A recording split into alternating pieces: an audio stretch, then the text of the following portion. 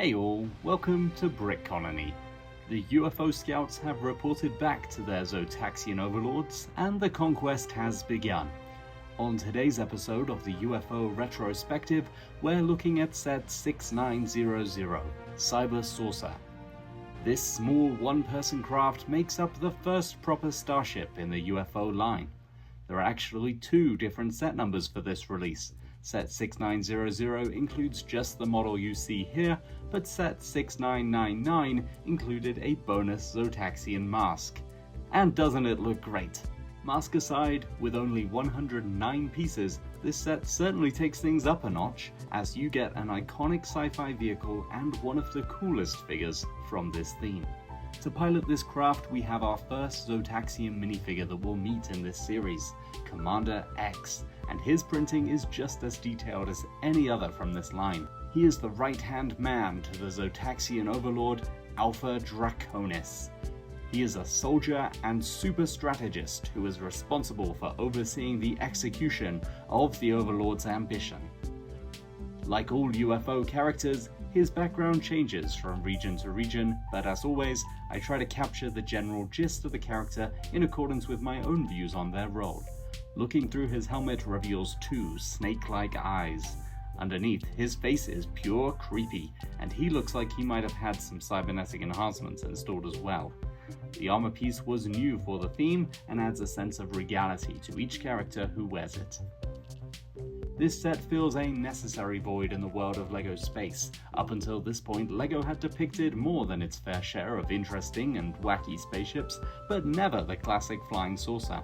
The name flying saucer and its association with the broader term of UFO comes from an incident in the 1940s where a private pilot flying over Mount Rainier encountered what he described as objects shaped like discs, pie pans, or saucers. Naturally, the media reported vividly on the incident, and the term flying saucer was coined. It only makes sense that LEGO should touch this subject matter sooner or later, so let's see how they did. To capture the sleek, round shape of the saucer, LEGO created a new 10x10 quarter panel element. Despite looking round, there are no actual curves present on the new piece. This is in keeping with the LEGO aesthetic of the time, and this part's big brother is made much the same way. Eventually, we would see larger curved elements introduced for later versions of this ship, but I like the approach they took at the time.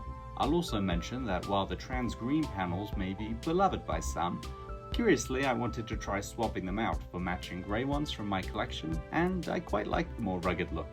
Beyond the saucer panels, there actually isn't a lot going on with this set.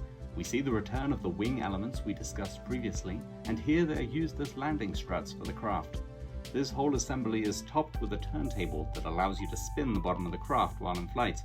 I like to imagine that this generates some sort of repulsor field to keep the ship stable while navigating through the atmosphere.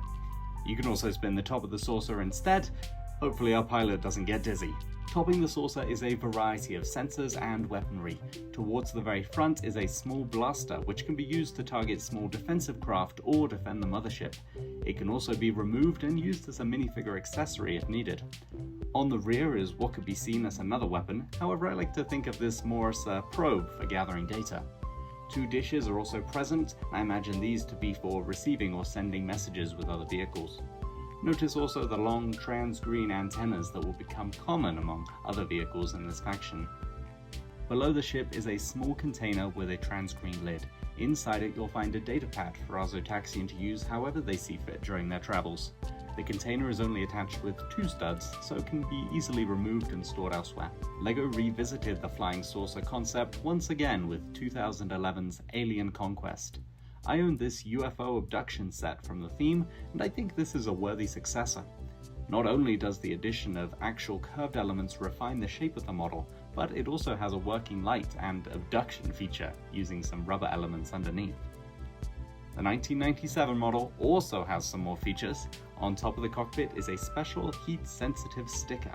If you press down your finger for just a few seconds, then the sticker will change color. Pretty cool.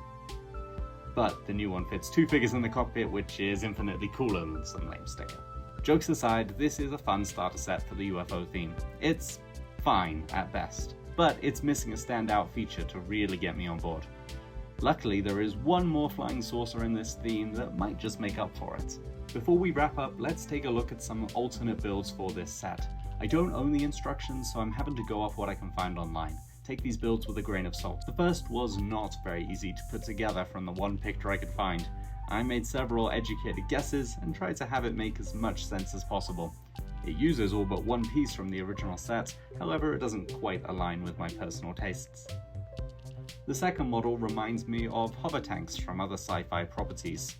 With a massive, what I assume to be, weapon emplacement on the front, this vehicle is a great asset for the Zotaxians as they take over whichever unfortunate planet stands in their way.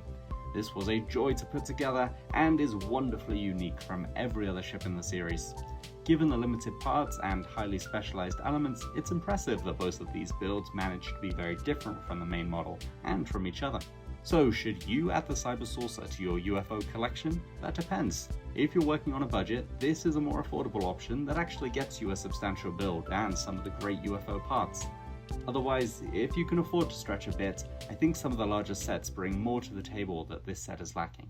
Thanks for watching. Please check out the other videos in this series if you haven't already. If you're able to support me by leaving a thumbs up or a comment, I truly appreciate it. I make these videos with the goal of interacting with as many of you as possible, so hit subscribe to join the colony and follow the adventure.